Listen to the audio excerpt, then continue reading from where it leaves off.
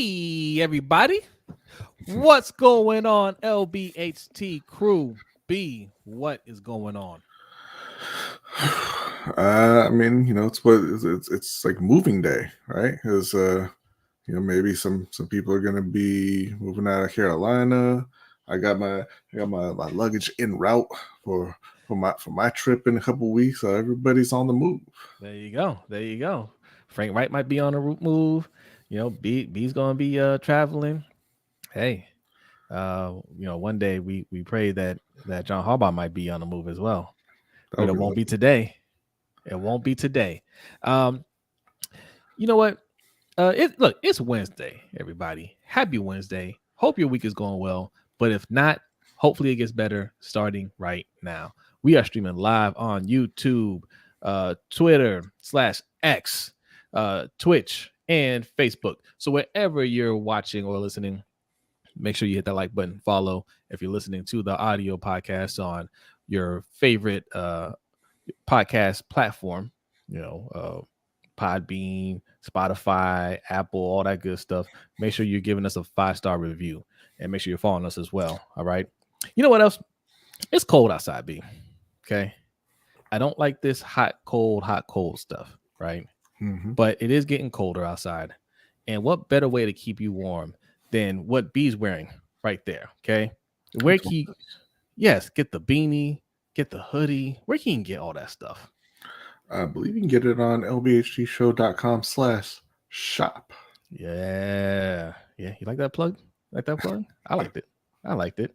All right, let's see who's here. Man, you guys are ready to discuss. Look, we weren't here to talk about the Browns game. We'll talk about that. We really weren't here to talk about the Panthers meltdown either, but we're going to discuss all that, and we have a lot of Panthers stuff to discuss. Okay, and Panthers related stuff to discuss. Panthers tie-ins to discuss. Okay, a lot of meltdowns happened this weekend. We're going to discuss that. Jay the Sixth is first, not sixth, first. That's right. Okay, Jay the First. That's your name today. What's going on? Omar Tillman, salute. What's going on with you? Thanks for coming through. Just Allo says, hello, LBHT crew. What's up? What's up with you, Just Allo? Thanks for coming through. Bazel in the house. Salute, Bazel. Says, yo, let's see. That damn dub 20. Just giving some heart emojis. Respect. Salute. Appreciate you coming through. Hola, Killer Cam. Hola. What's up, ¿Cómo estás? He says, mucho gusto. You know what mucho gusto means, Killer Cam? It means nice to meet you. You ain't just meet us, bro. But thanks for coming through, man. The roll pie, our guy Hendo says, best night of the week. What's good, LBHT? Hey, what's up with you, Hendo? And thank you, Andre, for inviting us on to Mr. Galloway's channel yesterday for Electric Relaxation. That was a great episode. Lots of fun, man. Always enjoyed chopping it up with you guys. You guys need to go check it out. That's Mr. Galloway, MISTERR, 2 R's, right? Yes. Mr. Galloway. All right. Make sure you hit that subscribe button. Our guy Rico's in the house. Salute to you. What's going on? DDSQ, what's up? What's going on? He says, what's good, y'all? Thanks for coming through. MJ in the house. Salute. MDT Sports says, if Ravens win a Super Bowl, John Harbaugh still needs to go. You know what, MDT? I agree. Yeah. I agree. Shh. But that'd be a nice way to send them off, though. Yes. Z to B says, what's up, fellas? 1,450 yards and 2 touchdowns with a broke shoulder and the dub. Yeah. 0 Raven defense, though. Oh, we're going to talk about that. You guys are still angry. Our next game is tomorrow. We're on to Cincinnati. Not yet, because we have to discuss it. What's up, Jeremy? Guess it's fine. Bread? You talking about bread? And huh? Me gusta el queso. Yeah. He's so funny. What's up, Malik B? Chris White's in the house. We got who else? Who else is here? Was you read this one?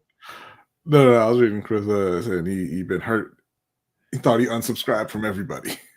Oh, he says I've been heard since Sunday. I thought I unsubscribed from everybody. Oh. Not this show.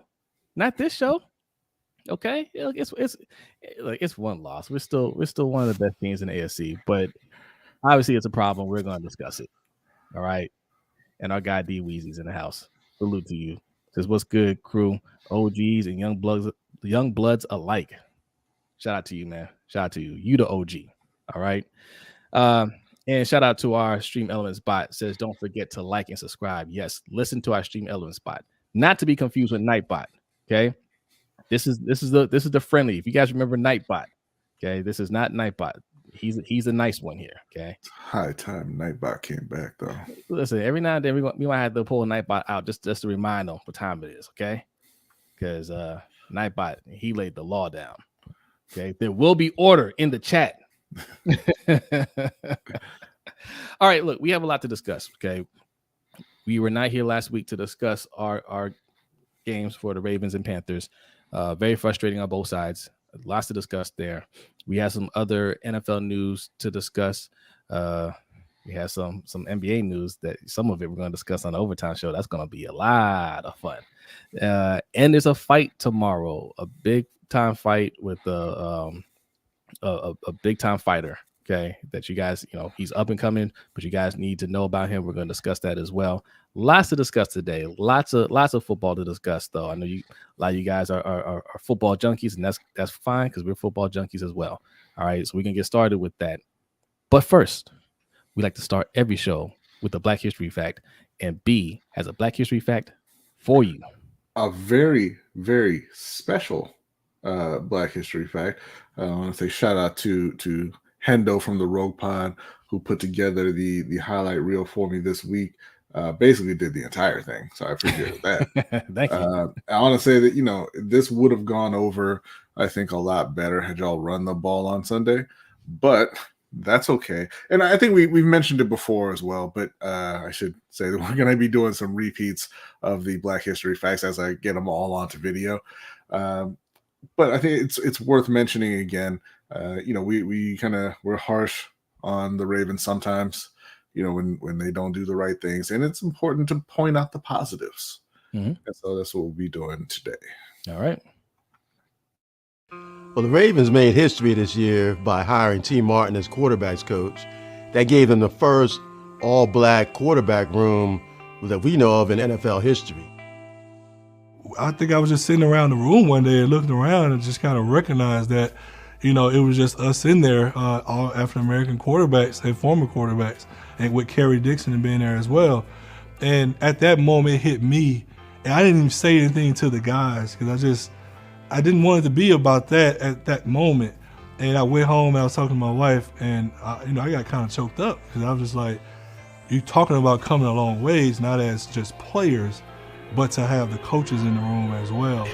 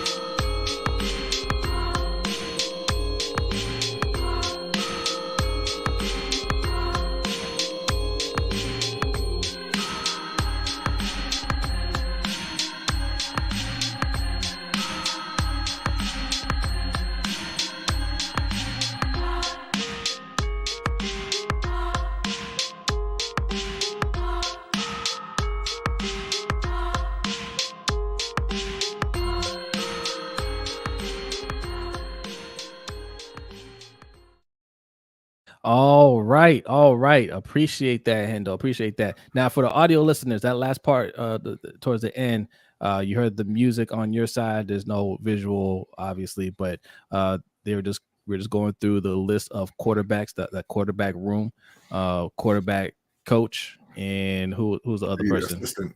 The assistant. Yes, all the whole black, quarterback room is that's a first in the NFL. So salute to the Ravens. Like we said, we like to point out the positives as well, and that's a big plus, right? We appreciate that. Killer can try and break out his Spanish here. Not quite. Now you almost got it, but I'll translate. Basically, he says since he saw the photos from the hangout, he wants to know. He meant to ask Brodny why he's always wearing a hat, a cap, all right? But at the hangout, he was not wearing one. Yeah. So he doesn't always wear one. Look, it's just that's his trademark. That's his thing, right? That's his thing. That's what he does. That's what he wears. For one, well, it's a couple reasons. One, it's product placement. I don't know if you guys noticed that, but we wear our own gear unless we're wearing stuff from somebody else. By the way, good to be seen. That's you can get that Mr. Galloway's store. All right, that's his merch. But if we're not wearing somebody from the Cruise merch, we're wearing our merch, right? The mug. This is the old school. This is the old school logo. I'm gonna get an updated one here soon, but that's an old school logo. It's always our stuff. So that's part of it. Two, it's comfortable, man. That beanie is very comfortable. You definitely need to get one of those. I highly recommend that as it gets cold out there. All right. And it's always cold in B's basement. That's the other reason. It's not always cold. Yeah, it's always cold. All right. What we got? What do you want to start with, B? Because I mean, listen, there's rage, there's enough rage to go around. The Panthers, let's start there. Let's start with the Panthers because we did a video before saying, hey, is Frank Reich on the hot seat? And we're like, no, not in the first, at least I'll say it, not in the first year. I retract that statement. He's in trouble. Let's start with the Chicago loss. They should not have lost that game. They look pretty bad. Yeah, they looked bad, like they've looked in just about every game this season. The offense, I mean, it doesn't look like an NFL offense. They don't move the ball like an NFL offense. They don't block like an NFL O-line. The receivers don't get separation like NFL receivers. It's a lot of bad on the offensive side of the ball, right? And then you had them attempting a 59-yard field goal with a kicker who can't kick 59 yards. Rather than going for it on 4th and 10 because honestly they weren't going to get 10 yards in one play anyway. This week they cut Calvin Throckmorton, which is just a phenomenal name. But he's not a phenomenal old lineman, but he has been a starter for Carolina for most of the season. What is going on with your picture? My fade. That's me. My goodness. Yeah, so he went from starter to released. And then they had Scott Fitterer, Reich, Nicole Tepper, the owner's wife, all at practice checking out the O-line drills, sending a message as the media said that they have to improve, and that's been kind of the media narrative that if they don't improve on offense and if they don't kind of kickstart Bryce Young's development, that this coaching staff is going to be out. And it's difficult to see how we ended up here 10 weeks into or 11 weeks into the season when everybody was so excited about that coaching staff, when they made the hires. But they and I think it's mostly on the GM. I mean, not to say that Frank Reich's done a good job, but the GM put them in a position where they weren't going to have a whole lot of success offensively. They made some signings in free agency, and none of them have worked out. Tepper came out yesterday or the day before talking about how they had a 3-way trade with Chicago and Houston for Carolina to move up to 2 and Houston to move up to 1, and then Houston pulled out at the last minute. Tepper said that? Yeah. So, that obviously at that point they went and they called Chicago, and Chicago told them, hey, we need all the picks and we need DJ Moore. And I'm just like, well, you can't just give in to everything. Like we've talked about, they weren't going to stay at 1. Right. Regardless, they weren't staying in that spot. So you could have played hardball a little bit. But Tepper was talking about how he doesn't like to wait. Essentially, he's impatient. I mean, I think that's obvious, though. I think that's obvious because, okay, listen, we've known this about Tepper from the time he bought the team. He wanted to make a big splash at quarterback, right? Mm-hmm. He made a offer to trade for Matt Stafford. Matt Stafford didn't want to go there. He was trying to get Aaron Rodgers, right? Or at least rumored to want to get Aaron Rodgers. Like he wanted to make a big splash. He tried to get rid of Cam Newton ASAP. which was that was his first and crucial mistake, trying to jettison him to get somebody else in there. And it's just compounded, right? Even with his coaching hire. Matt Rule was supposed to be a giant, and they swooped in the last minute. It was like, hey, no, come over here. We'll give you everything that you asked for. We give you control of the team, right? And that didn't work out. And I think even with this move, because if you look at it, like, listen, we like Bryce Young, we like his potential. And this isn't to speak bad about him, right? But if Chicago's asking for too much, and it's either give it up or be stuck at 9, or move up to 5 or whatever, and get what's left a quarterback. Is Bryce Young worth it, or do you say we can't get our quarterback this year, or we may not be able to get our quarterback this year? We'll have to shoot for next year, right? Like, that's something you really have to ask yourself. And if the answer is Bryce Young is worth it, that's fine. That's fine. But now he has to work out, right? Yeah, but my thing is it doesn't have to come to that, because they would have come off of that demand. Like I said, there's no scenario where they were going to stay at 1. None, because they weren't taking a quarterback. You have to be firmer in negotiations, and that's been a big problem with Scott Fitterer. But hey, look, that's in the past now. That's all done. He screwed up his part of the job, but then you come to the season, and you have this all-star coaching staff, and you've got Adam Thielen and DJ Chark and Terrace Marshall and Jonathan Mingo and Hayden Hurst and Miles Sanders and Chuba Hubbard. You gotta get something going. And the offense wasn't working early on. They weren't looking very good early on, and in large part because of the O-line. But Frank Reich said, hey, you know what? We're going to let Thomas Brown, the offensive coordinator, take over play calling. Because Frank Reich, maybe he's not the best play caller out there. But Frank said yesterday or today that he's going to be retaking control of the play calling, which to me says a couple of things. Like, one, you're on your way out. You're desperate at this point. Mm-hmm. You're desperate to make some kind of impact. You're changing whatever you can, and and it's the same thing with cutting a guy who's been a starter on your O-line for most of the season. You're desperate. There's no explanation, therefore, how this guy was good enough to be a starter, but is no longer good enough to be on the roster. But they're desperately trying to shake things up and kind of get things going in a positive direction. The other thing is that you don't really care as much about Thomas Brown as you kind of let on when you handed over play calling duties. It was, oh man, I'm so proud of him. He was all choked up. Yeah. He was crying. He was in tears talking about Thomas Brown and his potential and how proud of him he was and everything. And now you're screwing him in his career development, essentially. He made a point to say that this isn't going to affect his career long term. But my thing is, that it's going to, otherwise you wouldn't even have said that. Right, because how the hell would he know? Yeah. Right. And shout out to Money Making Mitch for the 420 donation. Appreciate that. Says, but if Tepper is impatient, why not go after Lamar? Would have gave up the same thing and had instant success. Listen, man, look, these are the questions. No, go ahead. Go ahead. Well, I think we've mentioned that several times. That, hey, you gave up more to get Bryce Young than you would have had to give up to get Lamar Jackson.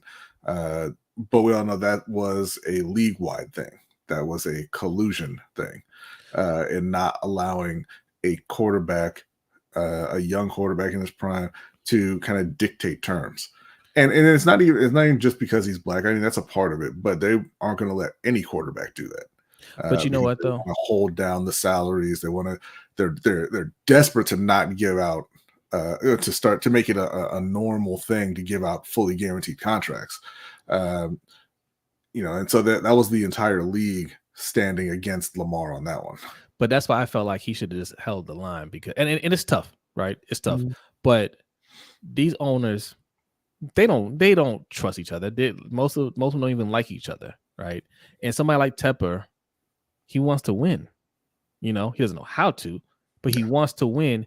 And he likes to model himself after Jerry Jones. Jerry Jones don't give a damn about what anybody else thinks, right? He'll sit there and agree to whatever until he decides, no, I want to do this instead. And I feel David Tepper's got a lot of that in him. I felt like had Lamar just waited a little bit longer, one of these owners like Tepper, like, man, listen, you had more than enough time to sign him. You haven't signed him. That's on y'all. I want to sign him now, right? I feel like that would have happened, because of what's going on right now, right? When something like this happens in the future, owners are going to be more reluctant to try to hold a line because it's not just happening with the Panthers. Look what's going on with Atlanta. Fans are like, well, all this, you're the first ones to say you didn't want to sign Lamar, and look what's going on, right? That coach is toast. Smith, out of here. Raiders coach, already fired, right? Remember, they were good. We got Jimmy G. We're good, right? They said, man, the owner said, yeah, we're good. Then he woke up in the middle of the night and said, scratch that, you're fired. Okay, take the GM with you. Yeah. Right. So I mean, it's a ripple effect. A lot of these teams that sitting there like, damn, man, we could have used a quarterback. They're looking back now saying Lamar was sitting right there and we won't have any of these issues. I bet you if the Jets signed Lamar, he wouldn't have gone down in that first play. Hey, neither did Aaron. Yeah. Yeah, no. So we're looking at Carolina. You're desperate to turn things around to try and save your job, which at this point, in the week that your owner and is kind of putting it out there that there's an issue, and you're making these moves to try and turn things around, it's the week that you're playing Dallas, a team that under the best of circumstances you were never going to beat. We saw what Dallas's defense did to the Giants O-line week 1 and this past week. Carolina's O-line may be just as bad. And listen, we talk about Daniel Jones a lot. We make fun of Daniel Jones because he's a funny guy. Bryce isn't as athletic as Daniel Jones. Right. So Bryce really shouldn't even be playing this week, honestly. Yeah. Shout out to Mr. Galloway. That's where you can find us. We did a show with him yesterday. This is his merch right here. Salute to you, man. Thanks for coming through and thanks for having us on yesterday. Also, Omar Tillman says Frank is going to resign. Listen, he'd be a fool to resign. Yeah. He's in the first year of a multi-year deal, right? And coach deals are 100% guaranteed, right? You see what just happened with Jimbo. He's owed over $75 million. Yep. He's getting all for of it. Being bad at his job. Yeah. Frank Reich, he ain't quitting. He'd be an idiot to quit. Make that owner fire you so you can get all your money, especially if you're gonna get fired after 1 year. Listen, and you ain't special, right? He's paying Matt Rule, make him pay you too. Facts. He's paying Matt Rule.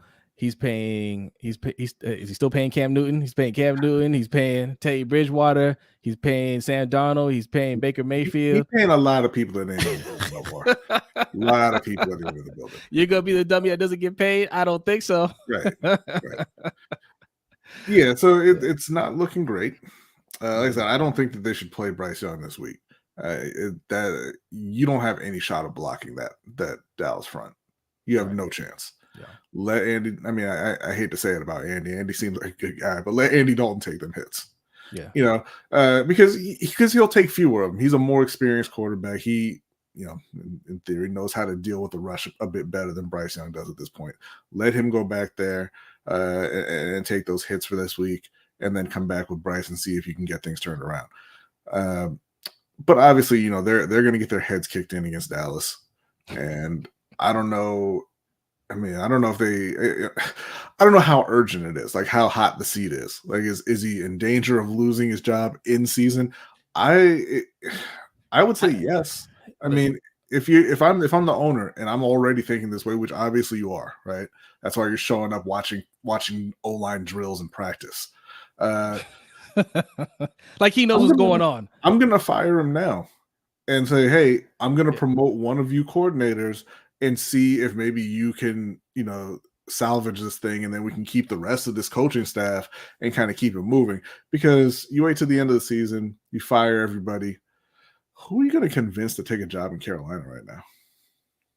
Yeah, so I feel like because if he's going to take over, if he's going to take back play calling, I would do it after the Dallas game. The fact that he's doing it before the Dallas game tells me Tepper pulled him to the side and said, "You got one more week to show me something." That's what that feels like to me. Yeah. You got one more week, and that's it. And he said, "Well, I'm gonna go out on my shield. I'm gonna go out calling the plays."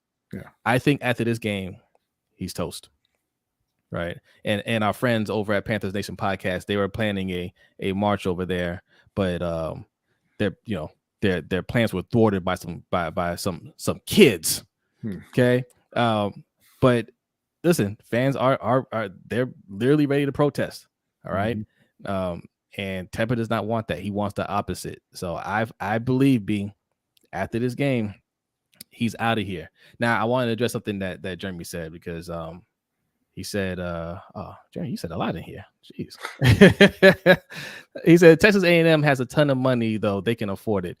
David Tepper has more money than Texas A&M and everybody that donates to the school. Yeah. He's one of the richest people in the world. He got no money. They got boosters. They got money. Yeah, he's got more money than those boosters, and they can afford it. They don't want to afford it. Oh no.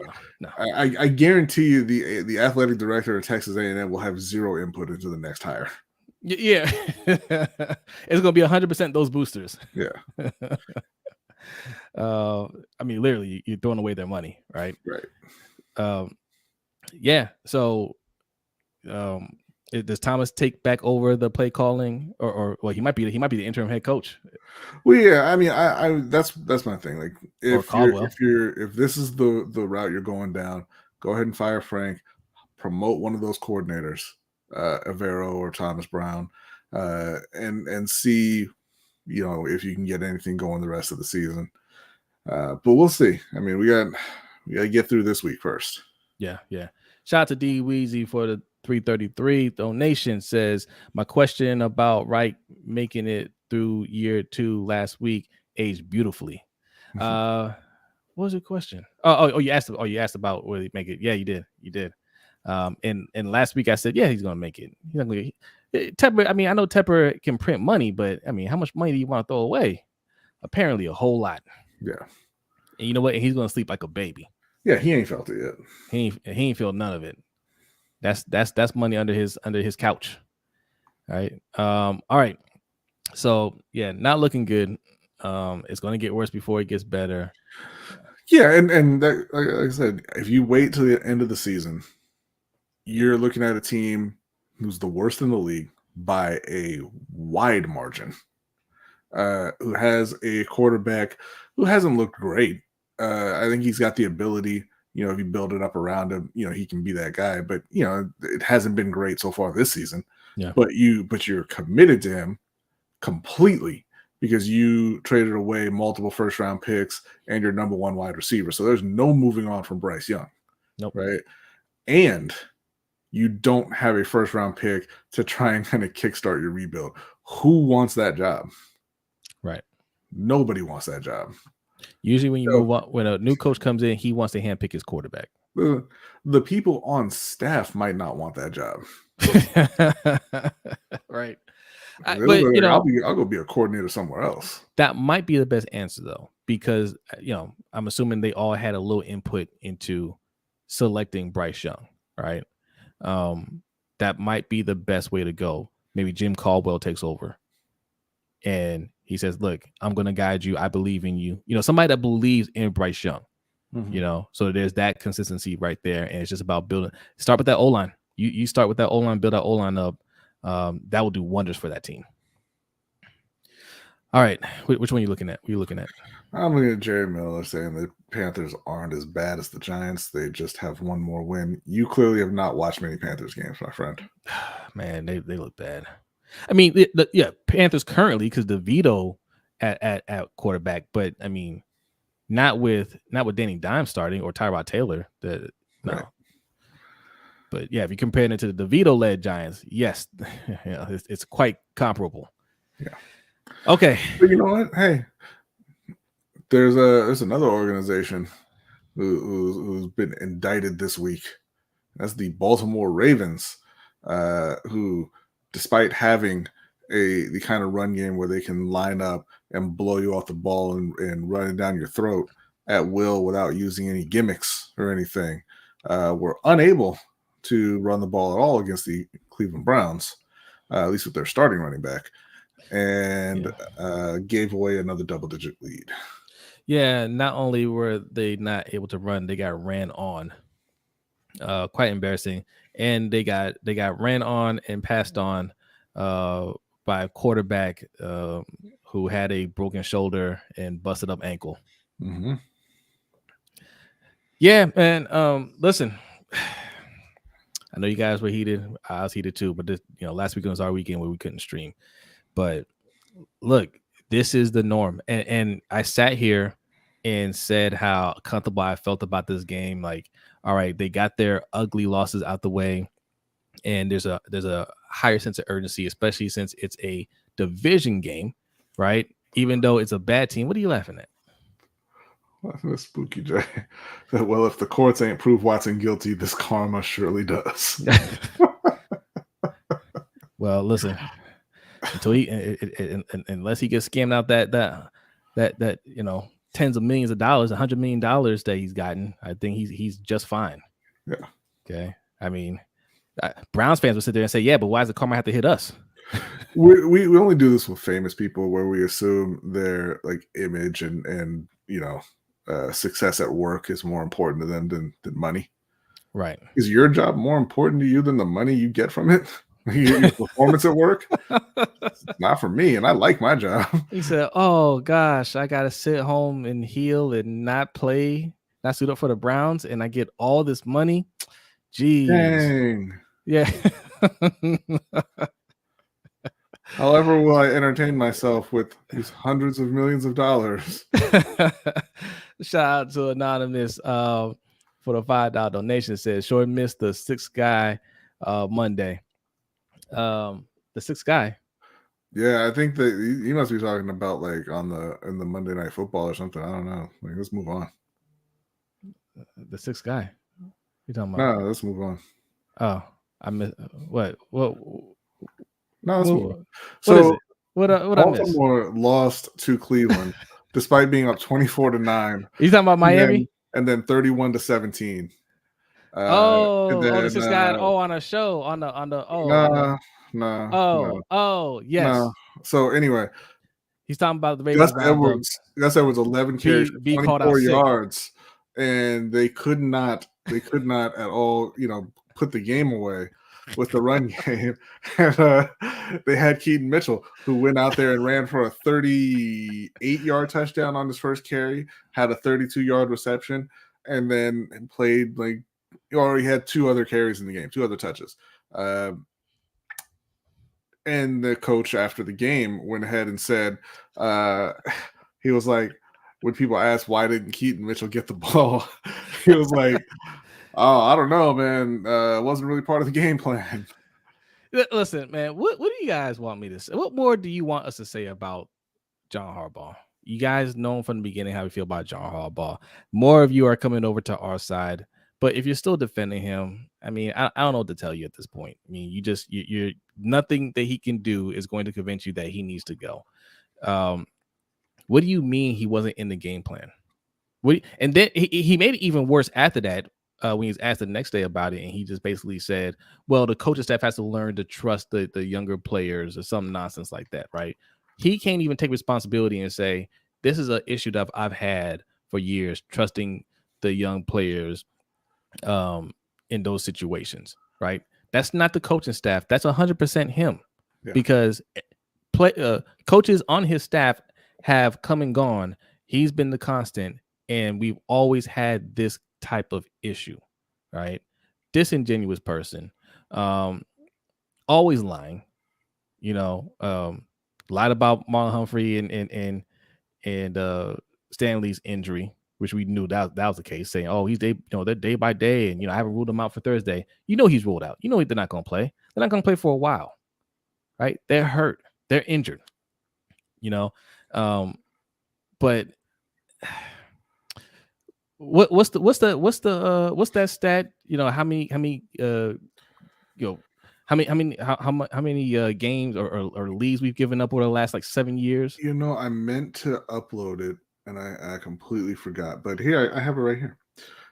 Ravens' recent blown leads: 5 losses with double-digit leads since the start of 2022, tied for the most in the NFL. 8 losses with 7-point fourth quarter leads since 2021, most in the NFL, and 10 losses when leading entering the fourth quarter since 2021, also the most in the NFL. There's another tweet from Benjamin Solak saying the Ravens have lost 7 games in regular seasons with Lamar as the starter. They had at least a 75% win probability in the fourth quarter of every single one of those games. How many games was it? In 5 of the 7 games, they had a 90% chance to win in the fourth quarter.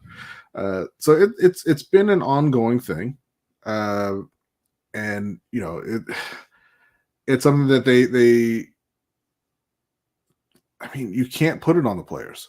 Like, I know that people like to say that, oh, the players got to execute. The players got to execute. Yeah, that's true. The players do have to execute, but they're different casts of players, and it's still the same problem. It's different coaches, and it's still the same problem. Or, I'm sorry, different coordinators, because the head coach is the same. Here's another one. Least time trailing for the first 10 games of the season in the last 40 years. You had the 1984 Miami Dolphins. Well, let me start at the bottom here. 2007 New England Patriots were trailing for 51 minutes and 3 seconds, 10-0. The 1990 New York Giants were trailing for 43 minutes and 42 seconds, 10-0. The 1998 Denver Broncos were trailing for 27 minutes and 7 seconds, 10-0. The 1984 Miami Dolphins were trailing for 14 minutes and 46 seconds, 10-0. And the 2023 Baltimore Ravens, they came in third on this list, trailing for 28 minutes and 46 seconds so far this season, 7-3. 7-3. They are the 4th team in the Super Bowl era. So again, almost 6 decades. The 4th team to be winning in the first minute of a game and not be behind until the final minute of the game and lose. It's only happened 3 other times. Listen, these are historical losses. Anybody out there, you know who the people are that are going to defend Harbaugh, right? They try to hit you with any other facts. Call them out on their BS as BS, yo. Here's an interesting one. I'm sorry to cut you off, but Malik B says, I'm the leader of the Blame Harbaugh committee. I don't think this game was on Harbaugh. Who was it on? You go ahead and put that in the chat and let us know who it was on. I can tell you what Malik B is going to say, because this is what I used to say. This is what a lot of people say. The players got to play, B, right? Everybody's to blame. Defense didn't play well. Lamar didn't play well. We didn't run the ball well. Players got to step up. When everybody plays bad, the coach is to blame. That is his job. His job is to get them ready. See, he says Lamar. Right. On Lamar, interesting. But Malik B, let me put this to you, okay? Because you had a guy, he had a couple double-digit leads in the game, right? 24-9, 31-17, and typically at that point, especially a uber conservative coach like John Harbaugh, especially an organization like the Baltimore Ravens, who just wants to play defense and run the ball, would, salt the game away with the run game, right? Where was Keaton Mitchell?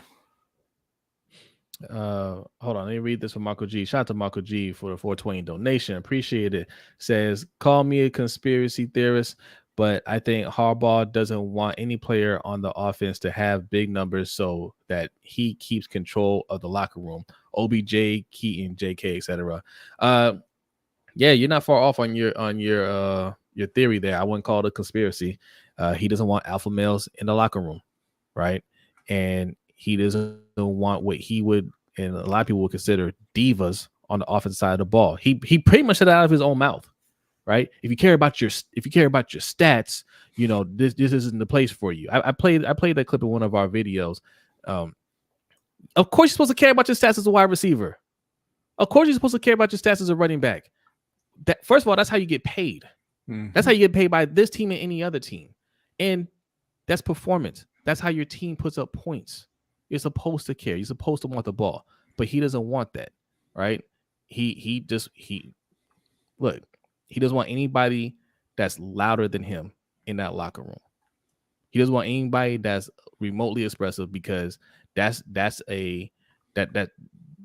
something that's inside of him. That's something that he's intimidated by. He's threatened. He's threatened. Yeah. He couldn't wait to get rid of Ray Lewis, Ed Reed, and them. Couldn't wait. Right. And this is what happens. You have teams that are, you know, they look good, they look solid, but when you need them to kick it up a gear, there's nobody on the team that can do it. This is the team that him and EDC created, right? We can't sit here and keep saying, oh, well, the players got to do this. Oh, well, we got to get this. They got exactly who they wanted. That O-line is exactly who they wanted. How many picks have they spent on O-linemen? Quite a few. Tons. These are the players that they want, right? They don't want the Laremy Tunsil's that had a gas mask on, right? We don't know what he was smoking. He could. What if it was marijuana, right? You don't want that guy. You know. You listen. I don't know. Like if you don't think Harbaugh is a problem, even in this game, like what is his job then? If you don't blame Harbaugh, if Harbaugh, what's Harbaugh's job as a head coach? If you're saying this game isn't on him, when do you give him credit and when do you blame him? Malik B says, I agree that was a blunder on not playing Keaton, but this is kind of this is the thing though. Like Jose saying, he has one job, right? Yes, he can't actually make the plays for the players, right?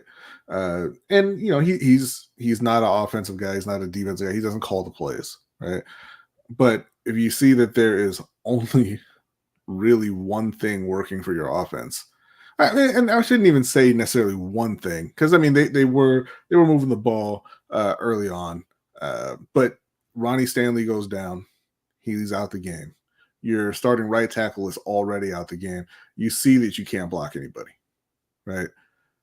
But you know that Cleveland had no answer for Keaton Mitchell, right? He, on his first touch, he went for 39 yards and a touchdown.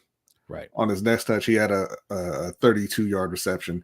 Oh yeah, he lost some yards on an interesting play call, but he was the spark for that offense.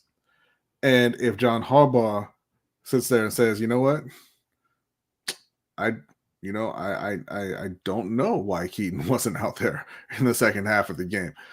What was he doing? Because at the very least, you have him out there. That defense is going to pay attention to him. This guy gashed us for a touchdown in another big play. We can't just not look at him, right? And that extra second that they take to look at him on those read options is going to create all kinds of mismatches, right? Whether it's passing, whether it's Lamar keeping the ball and running, it creates more space for those guys. Gus Edwards doesn't do that, especially running to the outside. I was going to the outside. No. Oh, all right. We'll focus on Lamar. Huh?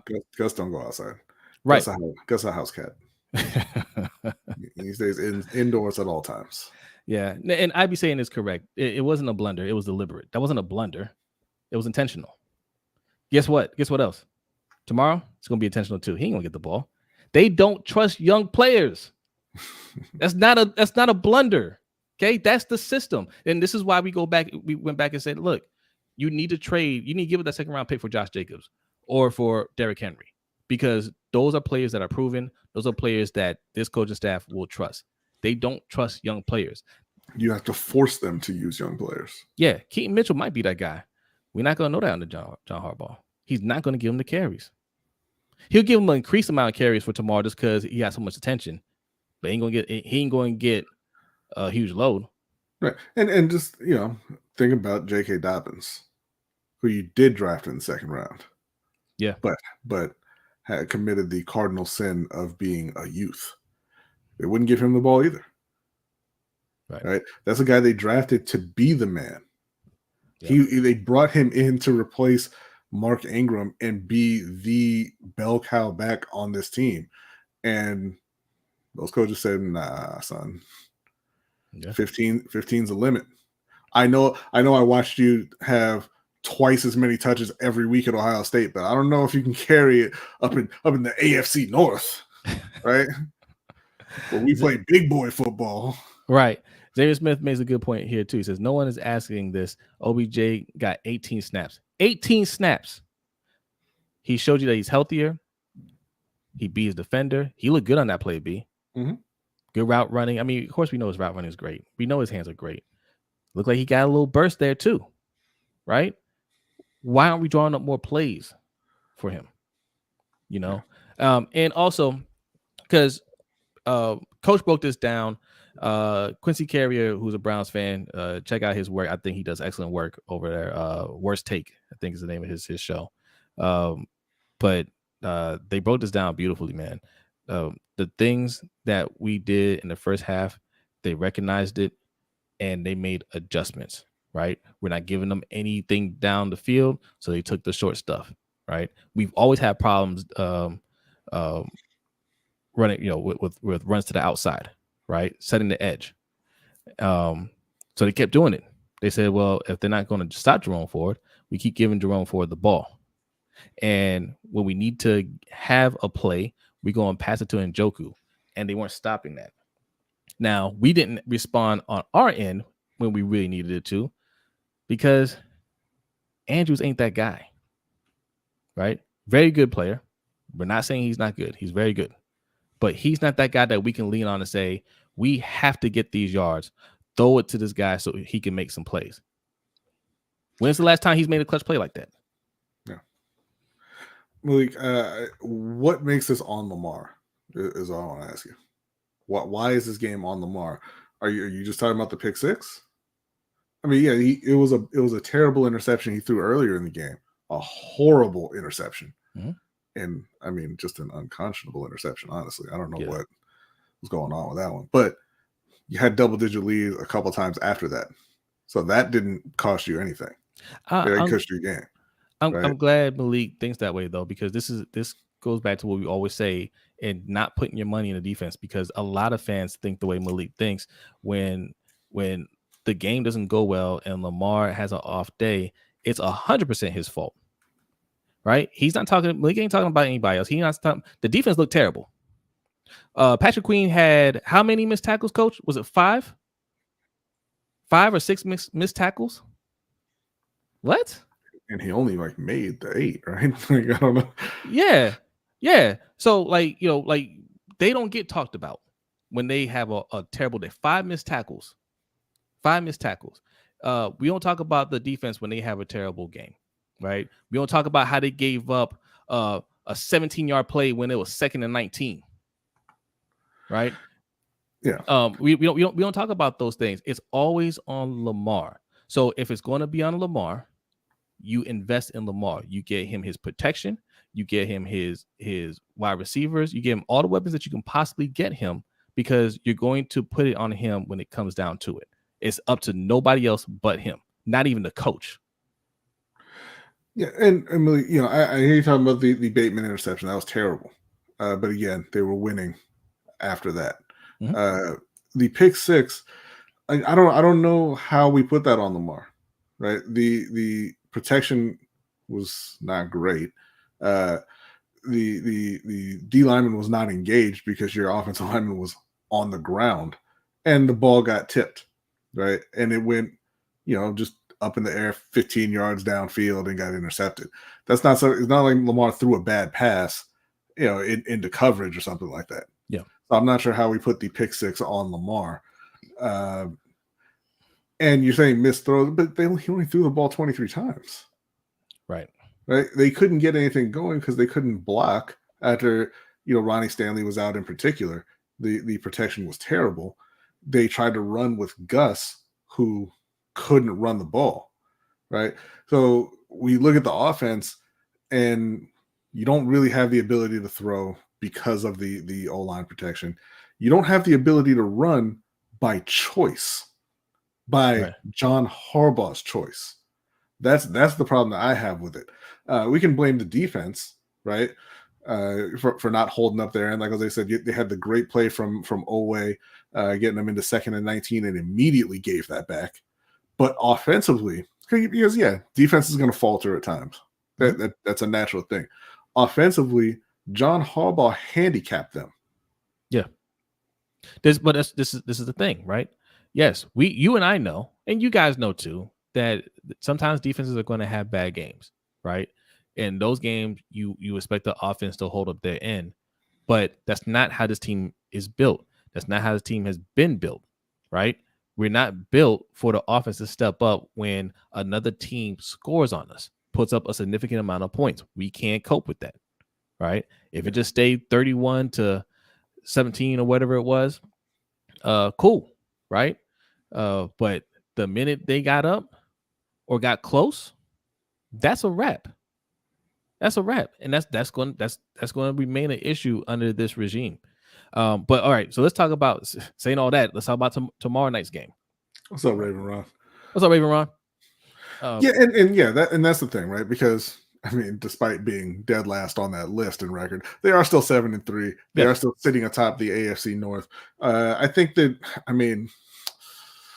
Ronnie's out. They already ruled Stanley out for Thursday. And Rollins out too. They cut. Well, they just said he's doubtful. I don't think they've actually ruled him out yet. Gotcha. But he shouldn't be playing. But they cut. I believe it was Tomlinson, the tight end, and signed another tackle.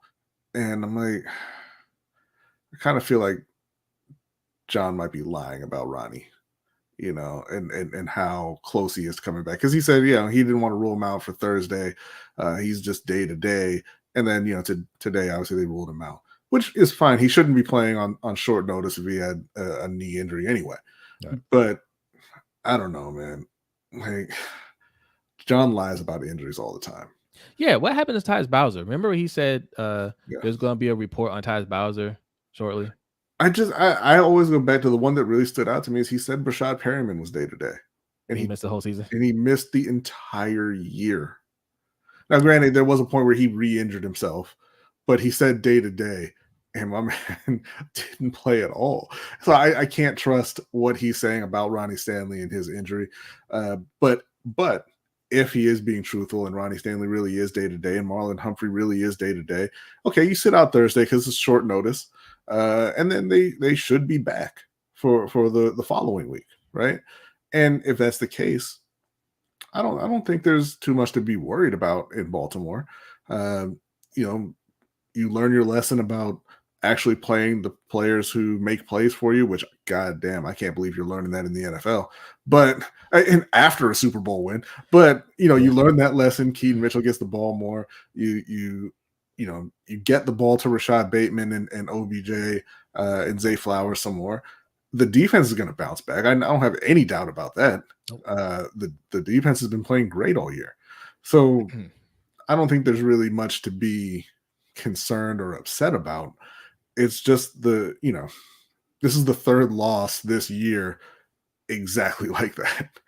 And Ravens fans can legitimately look at, every team kind of does this, every fan base, but they can legitimately look at all three of those losses and say, none of those should have happened. Absolutely. But look, the Bengals have some injuries of their own. T. Higgins isn't going to play in this game, thank God. But Trey Hendrickson is going to play, but he has an injured knee, I believe. He had a hyperextended knee. Yeah. He was questionable, but it looks like he's going to play. Look, we've had discussions about Ronnie Stanley. You guys think he's trash. He is not trash, right? We can talk about how he's not the player he used to be. You know, right. He says Ryan Stanley soft as cotton. No, you about to see what soft cotton looks like.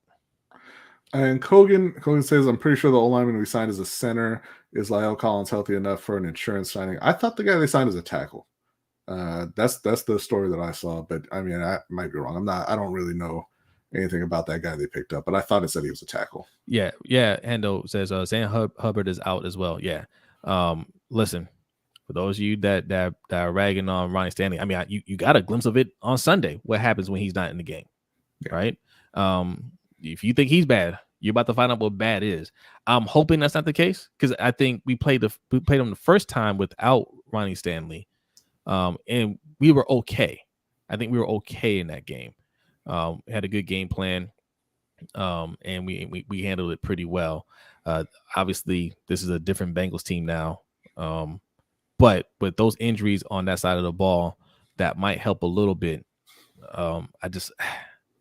I don't know. The Bengals, they're starting to roll right now, but this is a team that, you know, obviously we can beat them. They just got beat by a Houston team. So I think having that embarrassing loss Sunday, I'll give this to Harbaugh. He does usually respond to you know, those embarrassments, especially when it's a game that he feels some pressure.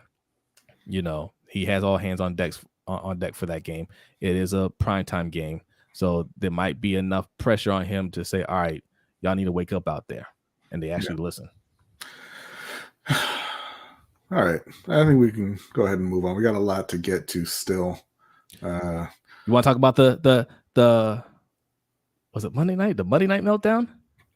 Are we going to talk about that? You mean the Buffalo Bills losing to the Denver Broncos? Yes. Firing my man Ken Dorsey? Listen, I'm smiling, but you guys know I like Josh Allen. I don't know what's going on with him this year. I've listened to some Bills YouTubers, and they're saying what's happening is he's getting exposed. Okay, the belief in Josh Allen isn't what it used to be. Yeah. And listen, I don't know. Was Certainly it not from Trayvon Diggs? Boy, they're saying Brian Daboll covered up a lot of his issues, and Ken Dorsey wasn't able to cover up his issues, and it's playing out on the field. The big thing with him is he takes a lot of risks, and we see that when he plays. Sometimes he makes the play, he makes some amazing throws. Other times it's like, why'd you throw that? Who are you looking at? You know, he has a lot of Brett Favre traits in him. Oh, look who it is! What is Noah? Says, man, it feels good to be free again. Hope everyone's been doing well while I've been gone. Much love. Hey, man, good to see you, Noah. Good to see you, Noah, man. Shout out to you. Well. Everybody showed Noah some love, man. But yeah, I agree. B, you know, Ken Dorsey is being scapegoated here. I mean, listen. Josh Allen he makes some poor decisions with the ball, and look, strong arm quarterbacks do that. You know, they believe in their ability to fit the ball into spaces that they shouldn't try to fit it into. But Josh Allen dropped the ball when he was trying to hand it off. He did. Like, he turned around and he was just like, "You got that? I don't know, whatever." Yeah, he's like, that's all you. Josh Allen is a menace. Okay, and Josh Allen, you know what? Josh Allen is tired, I think, and I think rightfully so. He's tired of trying to carry the Buffalo Bills with Stephon Diggs pushing in the opposite direction. Okay, like, yeah, he's a great player, but every time you turn around, it's a story about how Stephon Diggs is unhappy in Buffalo and wants out. But he shows up every week, and now you got his brother. But it's a mental thing. It's a mental thing. The mental part of sports is much bigger than people like to give credit to or account for. And I mean, look, now you got his brother out here tweeting about how he got to get out of Buffalo, and Josh Allen sucked until he got there. Man, I mean, that's a little low, but true. John Feliciano said that was not true. Okay. No, that was true. You know, they put look. I give a lot of props to that staff, that organization for, and Josh Allen. He put in the work, but his rookie year was awful. He put in the work. They supported him. They coached him up, and they put talent around him. And he's been great. This year he's been pretty bad. Has he been great though? Because he's leading the league in interceptions since he's been drafted. Yeah. You know, you guys didn't say this about Brett Favre back in the day. I did. I hated Brett Favre. I did not like Brett Favre at all. What year did Stephon Diggs get there? 2019, I believe. Was it 2019? Let me see here. Because I was rookie the same year as Lamar. And I think the very next year they traded for Stephon Diggs. No. See, and this is John Feliciano was right. He didn't have Stephon Diggs that year. And he turned it around. Okay? What's turning? So he went from, in his rookie year, Josh Allen completed 52.8% of his passes. Yuck. 10 touchdowns and 12 interceptions in 11 games. He was a starter for 11 games. So that was his rookie year. His second year, without Stephon Diggs, now the completion percentage is still not super high, 58.8, but much better. Yeah. And 20 touchdowns to 9 interceptions. Now, this is where you kind of get into semantics a little bit, right? Mm-hmm. As he said, he didn't start balling out until Stephon Diggs got there. I believe, well, whatever phrase he used, I forget. Yeah. But that is absolutely true because the next year, the following year, he had 37 touchdowns and 10. Right. This is the same thing we keep on saying. But he turned his player. He didn't suck the second year without Diggs. Yeah, he just wasn't as good, and that's to be expected. I don't think Lamar could have those stats ever, and he'd be considered a good quarterback. Yeah, right. 20 touchdowns, 58. Definitely not the 58%. 58%, 20 touchdowns, 9 interceptions. I don't think they would have let. Well, no, because like Cam was around that when he was throwing to his local plumber, and they were all over Cam. And they're all over Cam until he got his completion percentage up into the high 60s, and then I was like, that doesn't really matter. Yeah. It's just checkdowns.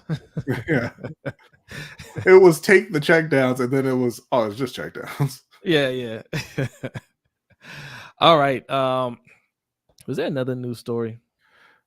Not in the NFL that we were going to talk about. I mean, outside of them scapegoating Ken Dorsey and promoting Joe Brady, who was the failed offensive coordinator in Carolina. No.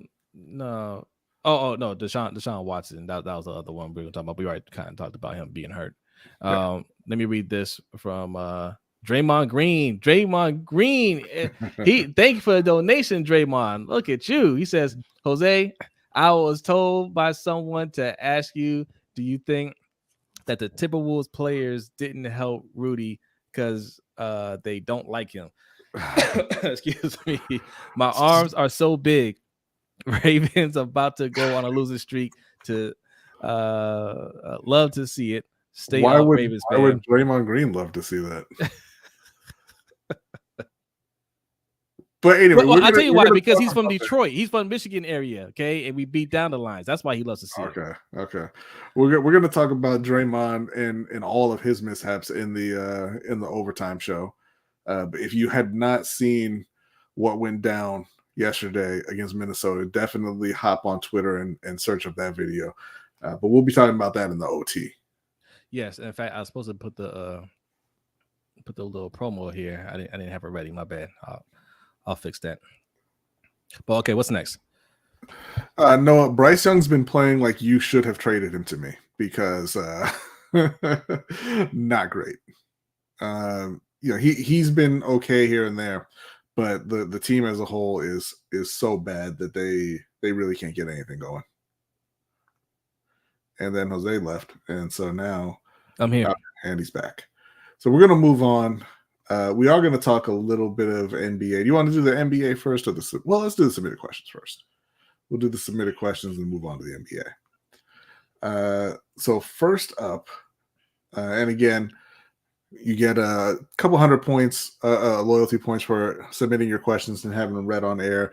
And the way you do that is on the YouTube community page. Every Thursday morning, we put up the post, and you just go in there and type in your question, and then we will bring it up and read it like right now. Jeremy Miller, is the Browns season done with Deshaun out for the rest of the year? No. I think they can still make the playoffs with a combination of PJ Walker and DTR. All right. They're the number one defense in the league. They've won some games with PJ Walker. It's going to be ugly, but I think they could still sneak into the playoffs. All right. Well, thank you for that. But the correct answer to that question is yes, their season is done. their season was realistically done when Nick Chubb went down, but now it's done for real. And, look, defense can win you some games for sure, but DTR is not it. And you don't want to see a big dose of PJ Walker. You don't want to see it.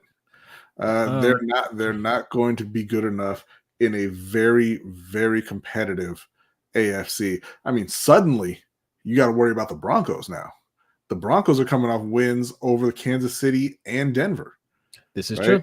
So, and they have a defense themselves, and Russ is officially cooking.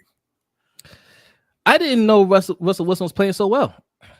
Yeah. He has 18 touchdowns and 4 interceptions? Something like that, yeah. Something like that. So yeah, he's done. Coach. No DTR. DTR season. Let's go. They are officially battling Pittsburgh for dead last in that division. All right, next up, we have. We'll go with Just Allo first here. What's up, Just Allo? Why do you think the conversation around Lamar Jackson is so negative? He's not perfect, but every mistake is magnified a dozen times. I've always said he represents blackness in a way that other quarterbacks don't. What do you guys think? Thank you, Just Allo. Appreciate it, man. Yeah, shout out to Just Allo.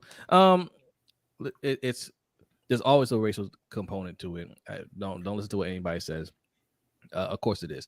Not saying that these people that are everybody that criticizes him is racist, but there's a stigmatism about black quarterbacks in this league that has held up over the years. It's starting to change a little bit more now because you get more and more black quarterbacks in the league.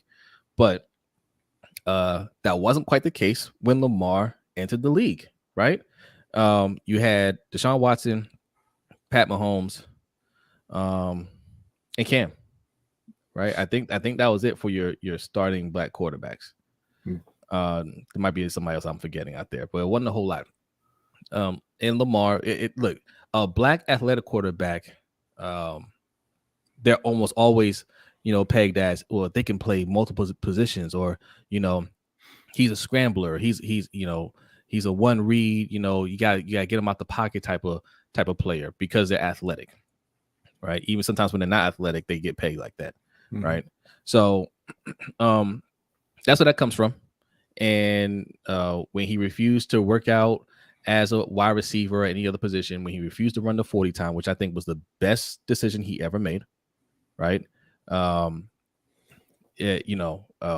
People were counting down the days until he failed. He dropped down the draft. So that was the first hit. What's up, Raven C? What's going on, Raven? He dropped down the draft. The Ravens got him, and he ended up saving John Harbaugh's job, and they're like, okay, that's cool. He's a little bit better than we thought, but still, he has a lot to work on. Then the very next season, he wins unanimous MVP, and a lot of people got embarrassed by that, right? So that's the other part of it. It's the racial component in just embarrassing people in this industry because they're so full of themselves. They feel like they're above everybody. They're so smarter than everybody, and they look like idiots, right, with some of their takes.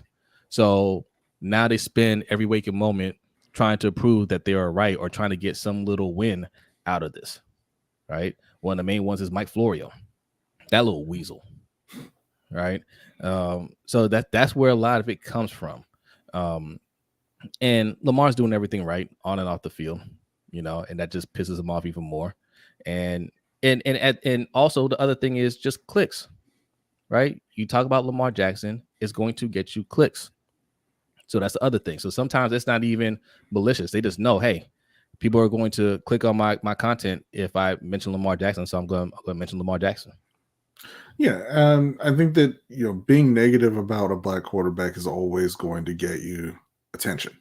That's the starting point for black quarterbacks, and then they have to prove you wrong. Right now, you got guys like Pat Mahomes, the artist formerly known as Deshaun Watson, where they play so well that you can't go that negative on them, right? And so then you go the other way, and you're effusive in praise, which would be the case for Lamar Jackson. But the thing is, one, he's not a media darling like a Pat Mahomes, like some of the other quarterbacks, right? He kind of stays to himself, and like he's not a player that a large percentage of the NFL fan base can relate to. And like the way, like I said, the way he plays when you're an athletic quarterback, you kind of get paid with certain stereotypes, whether they're true or not, like you said. But the Baltimore Ravens play a big role in this too, because the reason that you can continue to go negative on Lamar Jackson is because he doesn't have the numbers, the big time passing stats that all the other young quarterbacks have, right? And all the other top quarterbacks have. So people, there's always going to be that argument because people who watch Lamar Jackson play know how good Lamar Jackson is. Most people don't watch Lamar Jackson play on a weekly basis because, they're not Ravens fans, don't live in the area, don't have Sunday ticket, whatever the reason, but you don't see him every week. And, when you don't see a player every week, you go, you pull up their stat line and you say, oh, he's got 10 touchdowns in 10 games. He's not good. He's a running back. The Ravens use him that way. The Ravens run him more than any quarterback in the history of football. And it makes it easy for people who don't watch the team closely to say, hey, he's not a real quarterback. That's why he throws for 200 yards a week. That's why you run him more than anything else. That's why the offense is built around his legs. And the people who watch him, like I said, that really follow the Ravens or know football in general, they see him play and they know what he is. But then you also obviously have guys like Shannon Sharp and Stephen A. who do it maliciously. They know they're getting clicks, but they're doing it maliciously, trying to tear down Lamar just because. And like you said before, I think Shannon has a bit of a personal angle to it as well. That's what it is. Yeah. I think Stephen A. too. Stephen A. has a personal beef with a lot of the younger players because he's not as well connected to them as the older generation. But also the Ravens media plays a part in it too, because when they were trying to negotiate with them and he wasn't playing by their rules, they try to throw some dirt on his name as well. And obviously the league colluded to try to keep his number down, and you got other teams speaking out saying, no, we're not going to sign him. So then that narrative is out there like, oh, teams just aren't interested in him, right? But what they don't want to talk about is how it affected those teams not getting somebody like him, right? And how coaches are losing their jobs because they didn't have him. Yeah, it's pretty conspicuous that these teams that are failing at the quarterback position, nobody's saying, oh, but you could have had Lamar Jackson. Right. It's just not a point that anybody's bringing up there. Yep. But anyway, thank you, Just Allo, for the question. Appreciate it. Last up, we have Jay, the 6.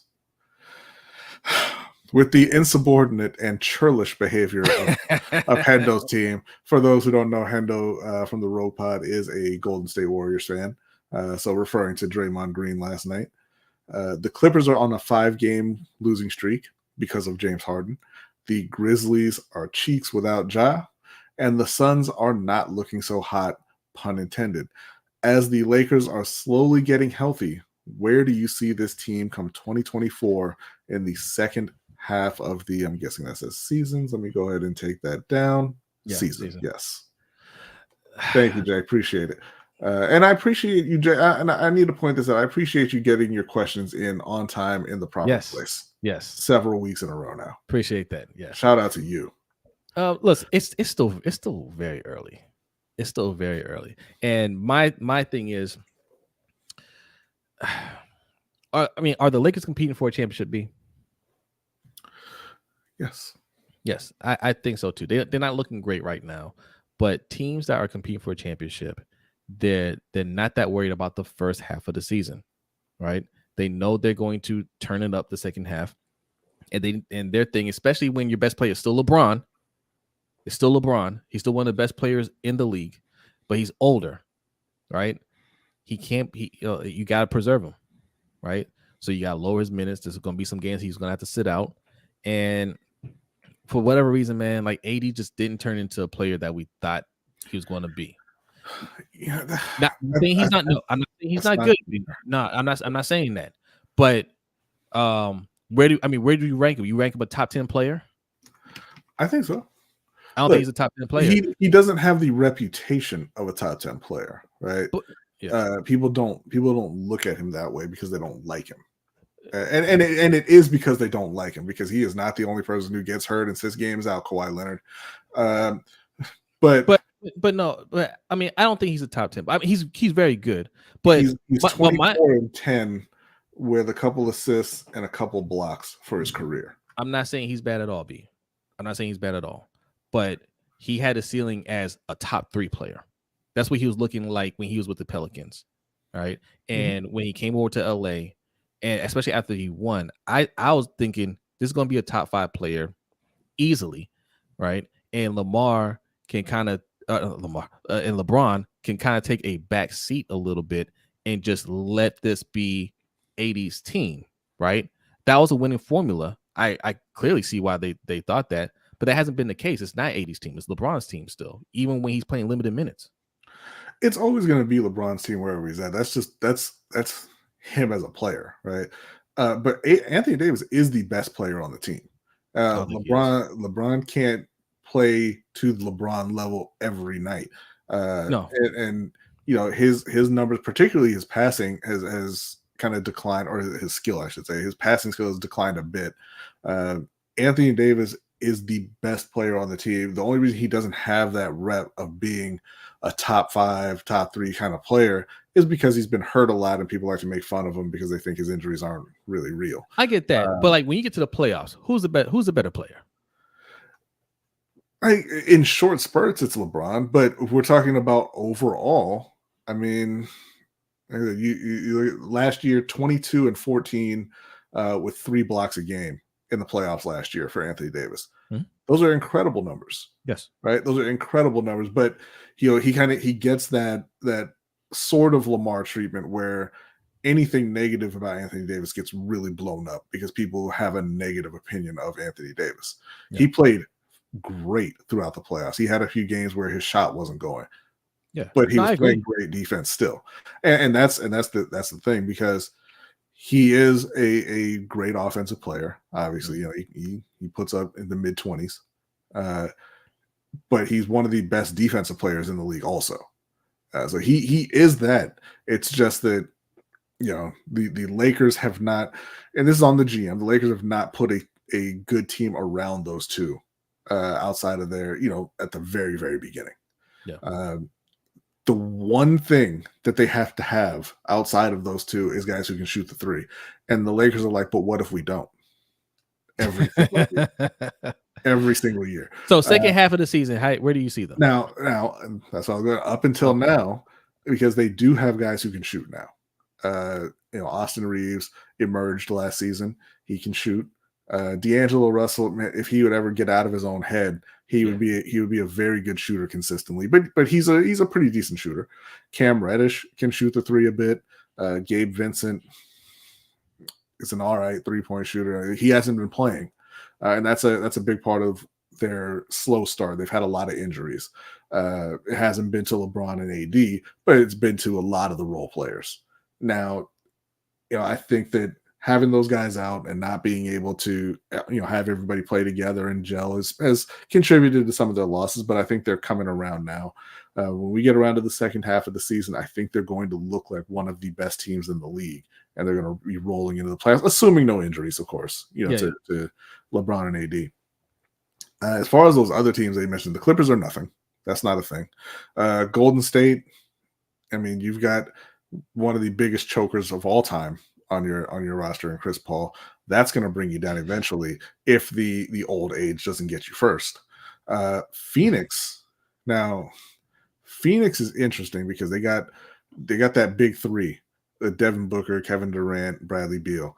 But we are more than 10 games into the season, and they have not played together yet. They were going to tonight, but Bradley Beal is out with a back injury. I'm starting to think this is not so. This happened in Brooklyn. Yeah. This happened in Brooklyn with KD, Kyrie, and James Harden. I'm starting to think it's KD. Yeah, it's KD. It might be KD. And I'm not enamored with the role players on the bench that they have in Phoenix. I don't think that they're a championship team. Certainly a playoff team. Certainly a very good team. Going to be a tough team to get by.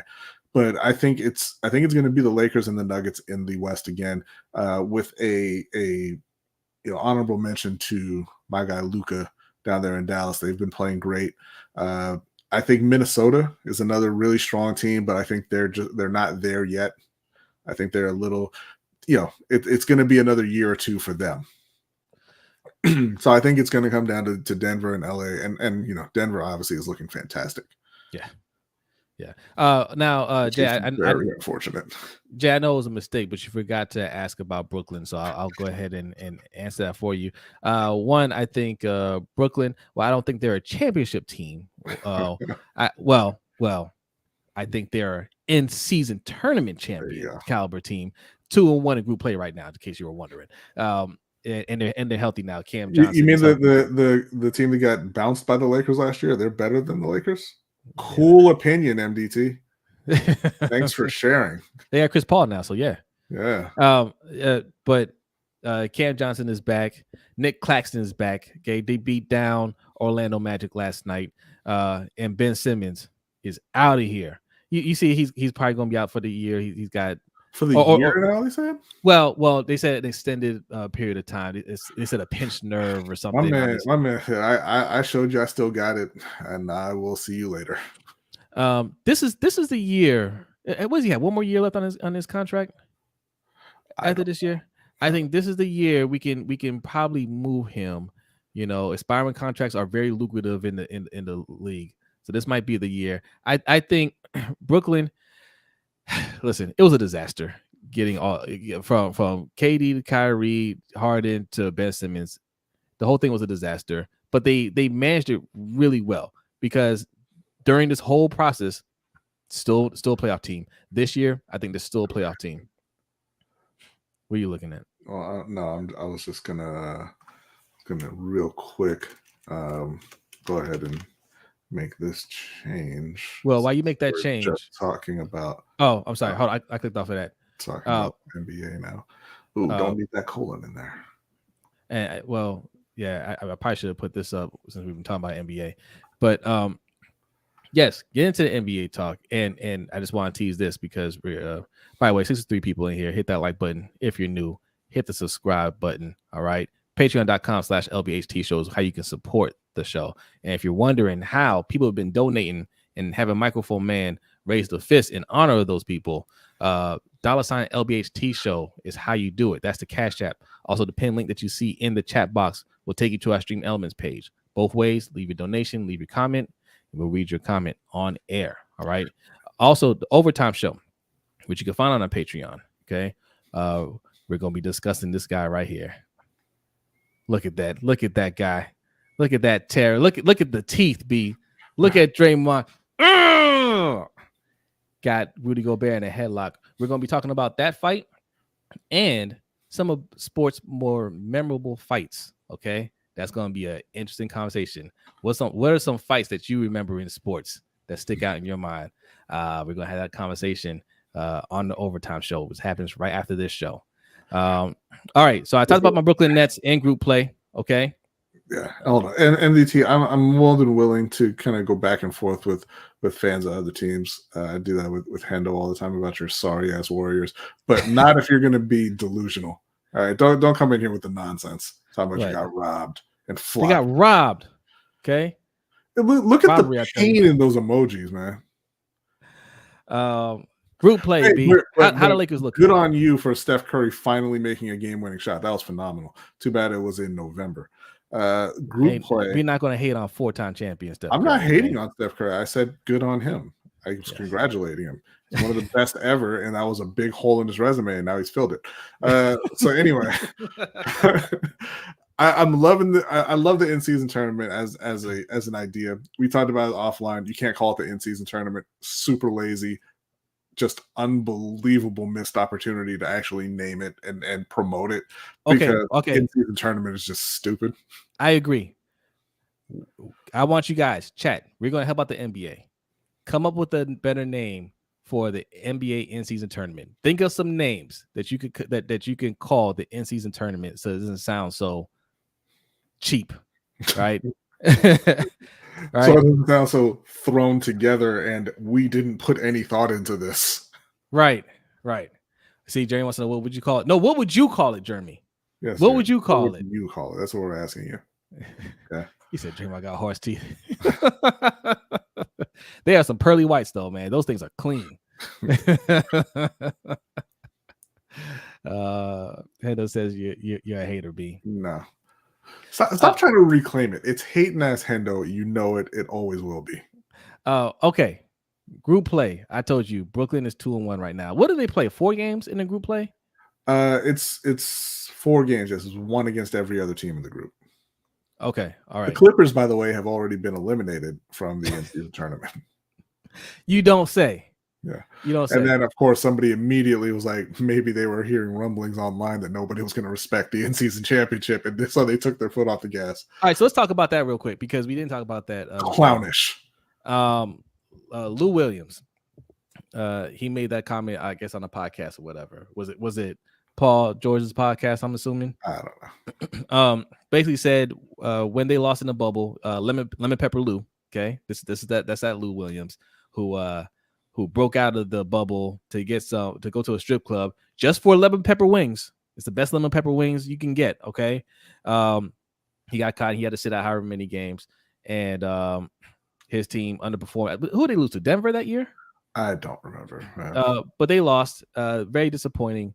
And he explained the whole thing by saying, well, because we heard rumblings that nobody's going to take this championship seriously, so we basically checked out. BS. Yeah. BS. And that's embarrassing. First of all, Lou Williams, excellent player. But you're not in any position to say whether your team checks out or not. Like, you don't lead anything. Right? You don't run anything. You're a role player. You know what I'm saying? Like so basically what you said is Kawhi decided he didn't want to play. It's not we decided to check out. You don't make decisions. It's Kawhi's team. So what you're saying is Kawhi wasn't feeling it. So we didn't win. That's pretty much what you're saying. Yeah. And what was your excuse since then? What's been your excuse for not winning ever since? He's Lou Williams. We've got NBA Tournament of Champions. We've got the Bill Russell tournament. I think if you're going to go with a name, which I do like honoring Bill Russell there, you go with you would typically kind of go with an invitational or open or something like that. But obviously, it's not invitational. Everybody's in it. So I do like going with the Bill Russell honoring there. We got I'm skipping over that MDT. We got the NBA Cup champions, or maybe NBA Cup championship. I like that as well. Hey, hold on. NBA Classic, or maybe a Hardwood Classic, Reg. NBA Classic. Listen. He said the Ice Cube tournament. Listen, how about the Big Five?